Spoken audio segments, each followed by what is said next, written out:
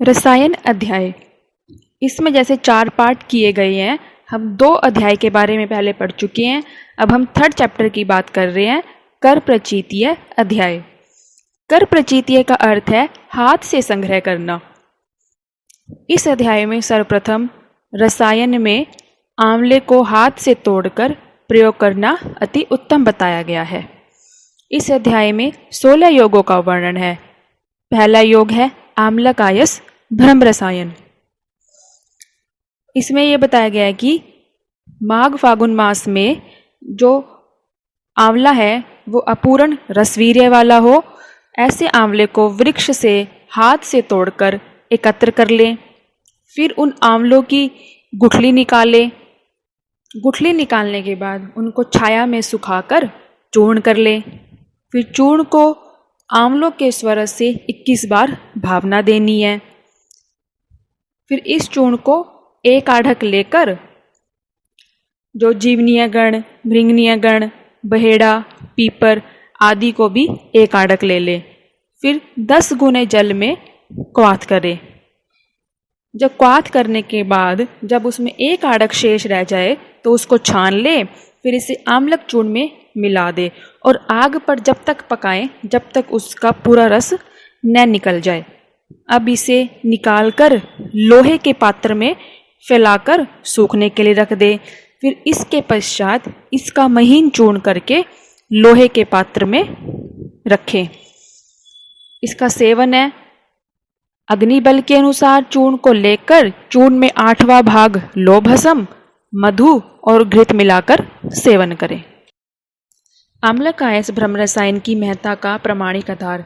इस रसायन का प्राचीन युग में वशिष्ठ, कश्यप, अंगीरा, जमदग्नि, भरद्वाज, भृगु इन्हीं ऋषियों ने प्रयोग किया था और इसका सावधानी प्रयोग कर श्रम, रोग और वृद्धावस्था के भय से मुक्त हो गए थे। इस रसायन के प्रभाव से अत्यंत बलवान होकर जब तक उनकी इच्छा हुई तब तक वो तपस्या करते रहे। ये आम्लक ब्रह्म रसायन जो सहस्त्र वर्ष आयु बढ़ाने वाला होता है, जरा व्याधि को शांत करने वाला होता है, बुद्धि और इंद्रियों को बल देने वाले इस रसायन को ब्रह्मा ने बनाया था। अब ग्राम्य जनों में रसायन उतना लाभकारी नहीं है। प्राचीन युग में जो रसायन विधि का प्रयोग करने से महर्षिगण अनियत काल आयु से युक्त रहते हुए अनेक काल तक तपस्या, ब्रह्मचर्या, ध्यान और शांति से युक्त होकर अधिक दिनों तक जीवित रहे। कोई भी रसायन ग्राम संबंधी कार्यों में लिप्त रहने वाले, रसायन का सेवन करते हुए अन्य कार्य में लिप्त रहने वाले और जिन लोगों की आत्मा पवित्र नहीं है उन लोगों के विषय में सिद्ध नहीं होता है। ये बताया गया है कि मतलब कोई भी रोग हो जाता है तो तपस्या, ब्रह्मचर्य, ध्यान और शांति जितना ये जरूरी है उतना औषधि भी जरूरी होती है रोग को ठीक करने के लिए। अब नेक्स्ट है केवल आम्लक रसायन। अब इसके बारे में बताते हैं। ये अपनी इंद्रियों को वश में रखने वाला ब्रह्मचारी व्यक्ति जो है 1 वर्ष तक गायत्री का जाप करे और केवल दुग्धपान ही करे। 1 वर्ष तक गायों के बीच में रहे। फिर 1 वर्ष बीत जाने पर 3 दिन तक उपवास करे। अर्थात 3 दिन उपवास करने का मतलब है जिससे शरीर की शुद्धि हो जाएगी और शरीर को शुद्ध कर लेने के बाद पूष, माघ या फाल्गुन की पूर्णिमा को एकांत में आंवला वन में पेड़ पर चढ़कर ओम का जप करते हुए आंवला पकड़कर करे और जब तक आंवले में अमृत न आ जाए नियम पूर्वक वो ओम का जाप करता रहे। एक क्षण के लिए क्या होगा, जो अमृत होएगा वो आंवले में चला आएगा। फिर उस अमृत के संयोग से जो वो आंवला है वो चीनी या मधु के समान मधुर, चिकना और कोमल हो जाता है। इसका सेवन नियम पूर्वक आंवले का सेवन करने से 1000 वर्ष तक युवा होकर जीवित रहता है। लोह आदि रसायन। तिल के समान मोटा और 4 अंगुल लंबे पत्रों को आग में गर्म करे। जब वह अत्यंत लाल हो जाए तो उसको त्रिफला क्वाथ में, गोमूत्र में, माल कांगनी के क्षार जल में, इंगुदी के क्षार जल में प्लास शारोदक के क्रम से बुझावें। जब इसको बुझाते बुझाते यह अंजन के समान काला हो जाए, फिर इसका महीन चूर्ण कर लें। फिर उस चूर्ण को मधु और आंवले रस में मिश्रित करें। फिर घृत भावित मिट्टी के घड़े में 1 वर्ष तक इसको जो राशि में गाड़ दें।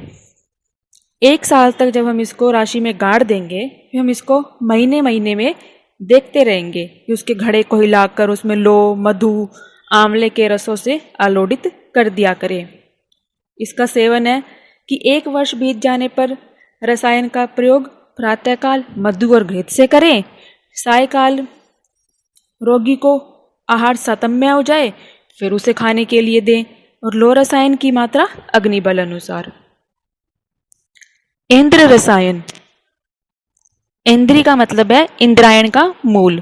ब्राह्मी, मीठावच, पीपर, सुवर्ण भस्म, शुद्ध विष, गोघृत में सुवर्ण, घृत और विष छोड़कर सभी औषध 3-3 जौ की मात्रा, सुवर्ण 2 जौ की मात्रा लेना है, विष तेल समान मात्रा, घृत 1 पल की मात्रा। इन सारी औषधों को एक साथ मिलाकर सेवन करें। जब ये सारी औषधियाँ पच जाएं, तो पुराने चावल के भात में प्रभुत मात्रा में घृत और मधु मिला आहार कर लें। यह इंद्र रसायन जो होता है, ये वात दोष शामक है। इंद्र रसायन का प्रयोग, इस रसायन का प्रयोग करने से वृद्धावस्था नहीं आती, रोग शांत हो जाते हैं, आयु के लिए हितकर होता है, ओज को बढ़ाने वाला होता है। इस रसायन का सेवन करने से विष का प्रभाव, शारीरिक और मानसिक वेदना ही नहीं होती, उदर रोग, गुल्म, अत्यधिक बढ़े हुए वात दोष या वात रोग शांत हो जाते हैं। नेक्स्ट है मेध्य रसायन। यह रसायन मेधा को बढ़ाने वाला होता है, इसलिए इसे मेध्य रसायन कहते हैं। यह 4 प्रकार का है। पहला मंडुकपर्णी स्वरस, दूसरा मुलेठी का चूर्ण, तीसरा गुड़ूची स्वरस, चौथा शंख पुष्पिकल।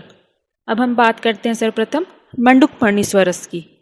इसकी मात्रा 10 से 20 ml इसको सुबह शाम लेना है। इसके अनुपान है मधु के साथ। नेक्स्ट मुलेठी का चूर्ण, इसकी मात्रा 2 से 4 ग्राम सुबह शाम लेना है, अनुपान दुग्ध के साथ। नेक्स्ट गुड़ूची स्वरस, इसकी मात्रा 10 से 20 ml सुबह शाम और अनुपान मधु। नेक्स्ट एंड लास्ट है शंख पुष्पी कल्क, मात्रा 3 से 5 ग्राम सुबह शाम, अनुपान दुग्ध के साथ। चारों मेध्य रसायन सुबह शाम लेने के लिए बताया गया है। अब इनके गुण, ये आयु को बढ़ाने वाले होते हैं, रोगों को नाश करने वाले, बल, अग्नि, वर्ण और स्वर को बढ़ाने वाले होते हैं। एक इसमें मेन पॉइंट है, जो शंख पुष्पी होती है वो विशेष रूप से मेध्य रसायन है। पिपली रसायन।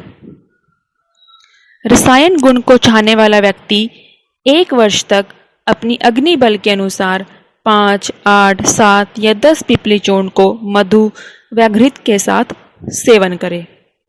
पिपली को प्लाश क्षार जल में भावित कर गोघृत में भूनने के पश्चात चूर्ण बनाए। पिपली का सेवन सामान्यतः 3-3 पिपली चूर्ण प्रातःकाल, भोजन पूर्व, भोजन पश्चात, ऐसे एक दिन में 3 बार सेवन करने के लिए बताया गया है। प्रातःकाल 3 पिपली, भोजन से पहले भी 3 पिपली और भोजन के बाद भी 3 पिपली लेने को कहा गया है। पिपली रसायन का प्रयोग, यह पिपली रसायन उन व्यक्तियों के लिए लाभकारी है जो कास, श्वास, शोष, हिक्का, अर्श, स्वरभेद आदि से मुक्त होना चाहते हैं। पिपली कफ शामक होती है। नेक्स्ट बात करते हैं पिपली वर्धमान रसायन। इसमें हमने कुल पिपली 1000 लेनी है।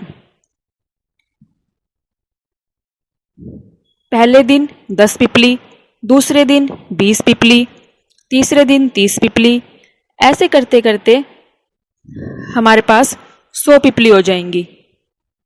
10वें दिन हमारे पास 100 पिपली होंगी। 1 से 10 दिन तक हमने 10-10 पिपली बढ़ानी है। अब 11वें दिन की बात करते हैं। हमारे पास 90 पिपली, 12वें दिन 80 पिपली, 11 से 19 दिन तक 10-10 पिपली हम घटा रहे हैं, तो 19वें दिन हमारे पास 10 पिपली होंगी। अब 1 से लेकर 19 दिन तक आप सारी पिपली को ऐड कर लो तो ये 1000 पिपली हो जाएंगी। ये उत्तम बल वाले व्यक्तियों के लिए बताया गया है। पिपली वर्धमान रसायन उत्तम बल वाले व्यक्ति को कैसे देनी है, मध्यम बल वाले को कैसे देनी है और हीन वाले को कैसे देनी है। उत्तम बल वाले को 10 पिपली से प्रारंभ करेंगे और इसका प्रयोग हम पीस कर करेंगे, और मध्यम को 6 पिपली से प्रारंभ करके और उसको क्वाथ बनाकर देंगे, और हीन वाले को 3 पिपली से प्रारंभ करेंगे और उसको चूर्ण बनाकर देंगे। उत्तम बल को 19 दिन में, मध्यम बल वाले को 25 दिन लगेंगे और हीन वाले को 36 दिन लगेंगे।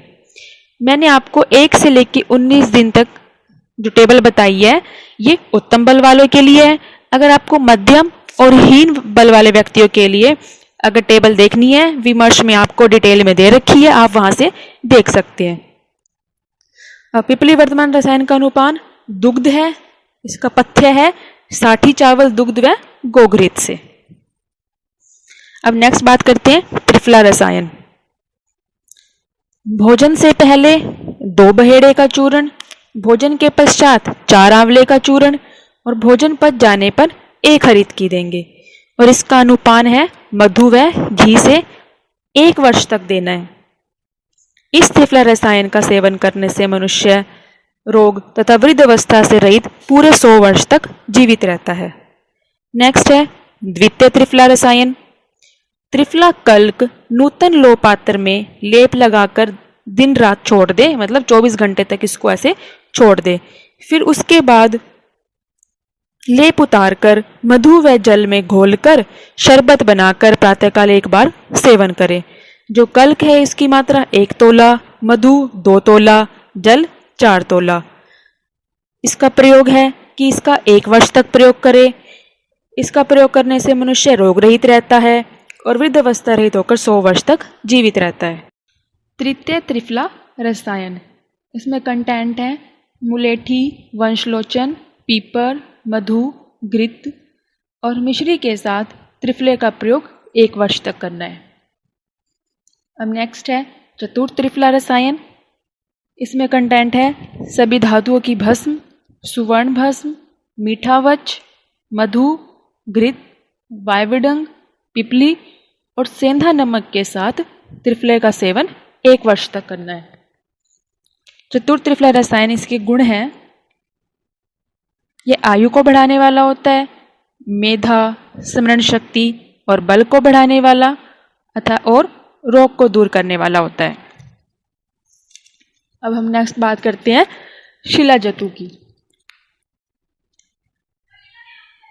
पहले हम शिलाजतु के गुण के बारे में बताते हैं।